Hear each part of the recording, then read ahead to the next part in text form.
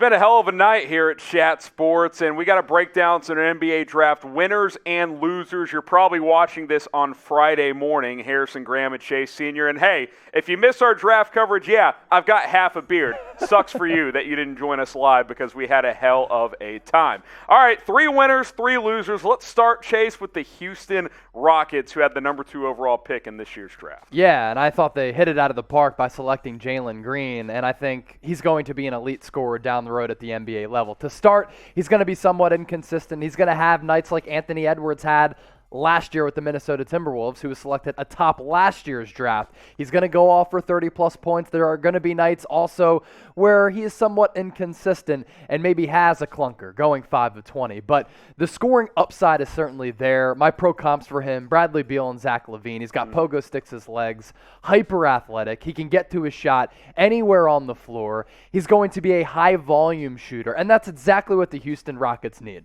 Yeah, and also they add Alperen Şengün, which was a good value pick, and then Usman Garuba, Josh Christopher. Pretty solid draft, getting 4 quality players in the top 24. Our first NBA draft winner for this year. That's our first one. A couple more to go here. How about the Orlando Magic as our second NBA draft winner? You thought they did pretty well tonight, Chase. I thought they did really well, and they kind of got lucky because at number 4, the Toronto Raptors elected to go with Scotty Barnes out of Florida State, a very athletic wing, over just doing the smart thing and selecting Jalen Suggs. What did the Magic do? They did do, indeed, the smart thing by getting their future point guard, who on both ends of the floor is going to be able to be a high-impact player right from the get-go. With Gonzaga last year, thought he was tremendous both playing-wise, but also being a mature leader on both ends of the floor, on and off the court for the Zags. So to get Jalen Suggs at number 5, I thought it was just an awesome selection for the Magic. Some might say, oh, we already have a bunch of guards. You don't have Jalen Suggs. And then what do you do after that? You give him an elite 3-and-D wing, Franz Wagner, right after that at pick number 8. Look, Wagner has to become a more consistent outside shooter. So too does Jalen Suggs. That's going to be a part of their development. But in terms of fitting alongside one another with guys like Cole Anthony and Markelle Fultz, Jonathan Isaac, Wendell Carter Jr., some of the other young pieces on that Orlando Magic roster, I like what the Magic are doing. And, Mosley is going to have an opportunity to coach a lot of studs with the Magic in year 1. Before we get to our last draft winner on the night, who was the biggest NBA draft winner this year? Let's hear it from you guys down in the comment section. We've got the Rockets, we got the Magic so far. Let us know who you guys believe was the biggest NBA draft winner this year. And then our last one, how about the Brooklyn Nets, Chase? Obviously, coming into the draft, no one's thinking about Brooklyn making some splashy moves, but they trade Landry Shamet out. They get an extra draft pick in round 1. Cam Thomas and Day'Ron Sharpe after the Landry Shamet trade, Chase. I was a big fan of everything Brooklyn did tonight. Yeah, I mean, they get back Javon Carter from Phoenix, who basically didn't play with the Suns. He's not a scrub, and he's a really good defensive player. And I think from a defensive mentality standpoint, the Brooklyn Nets could use a player like that. They were also able to get pick number 29 in that deal for Landry Shamet, who really is just a shooter at this point, a very good one. Somewhat surprised that the Nets gave him up because I do think he adds some value. But as far as the Nets picks, look, some people might say, the Brooklyn Nets as a winner, they didn't pick in the lottery. To get Cam Thomas, who I think might be one of, if not the best pure bucket getters, as late as they did at pick number 27, excellent value. This dude is a walking bucket, and because of that, I think he's going to be able to contribute for a team that could contend for an NBA title right away. So you get Cam Thomas, you also get Day'Ron Sharpe, who I love as a big man right after that, who I also think is going to be able to contribute right from the jump as a rookie. A very athletic big, active on the glass, good shot blocker, good passer as a big in the low and high post. I thought the Nets, really with Cam Thomas as well as Day'Ron Sharpe, awesome value picks. That's why they're a winner. Yeah, Edward Zagorowski, Gray, some depth pieces there in the second round, probably some G League guys, but two guys that could play right away. And hey, Brooklyn's going to be a contender for the next few years. Who's going to win the title next year? Will it be Brooklyn? Will it be a team like the Lakers that traded for Russell Westbrook tonight? Predict it right now. Your way too early prediction for the NBA champions this upcoming season. Get subscribed. Chat Sports. We're not going anywhere when it comes to NBA offseason coverage because the draft might be over, but guess what? Free agency is just around the corner. It gets going on Monday, August 2nd. Myself, Chase, the entire Chat Sports team, we're gearing up for a flurry of moves starting on Monday night. So subscribe. This is the time to get in on all of the action when it comes to the NBA offseason.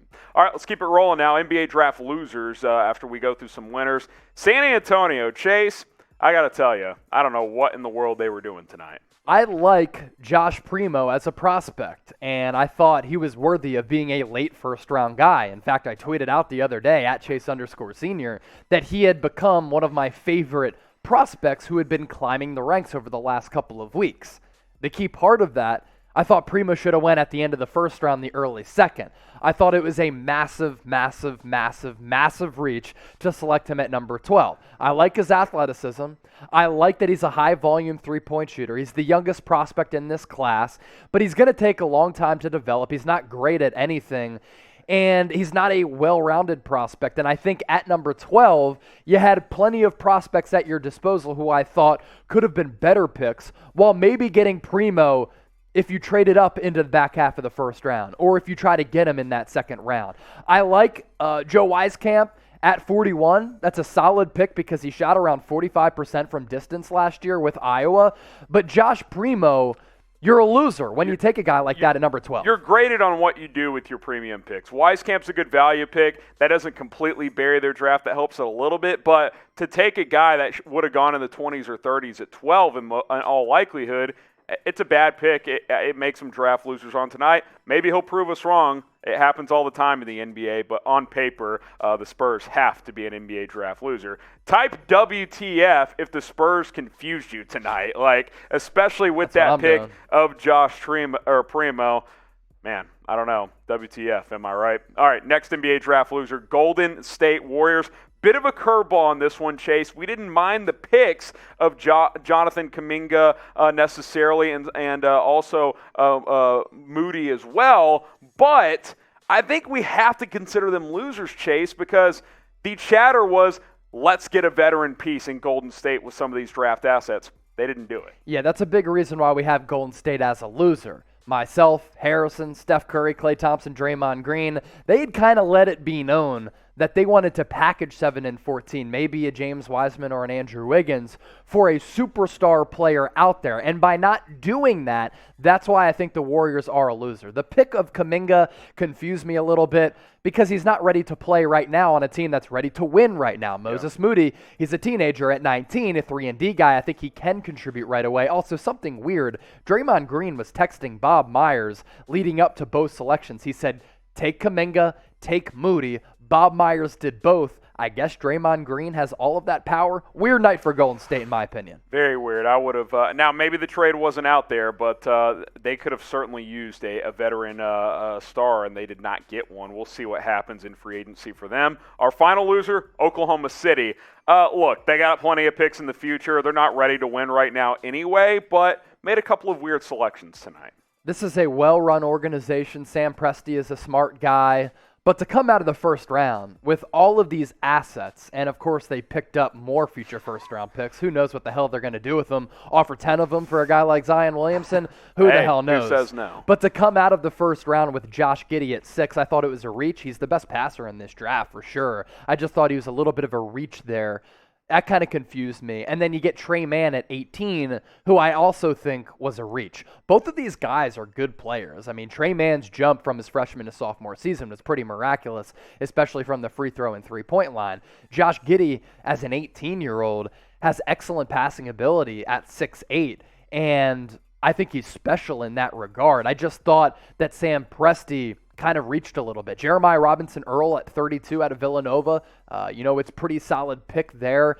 But I just thought OKC could have done much more with all of the draft assets that they've been able to compile. So there you have it. Our final 2021 NBA draft video is in the books. Who was the biggest draft loser this year? Let us know in the comments. Chase and I will be replying to some of your comments, so let us know. Dissect it. Subscribe. Free agency just around the corner. We'll have it all covered here on Chat Sports. We are signing off on today's video.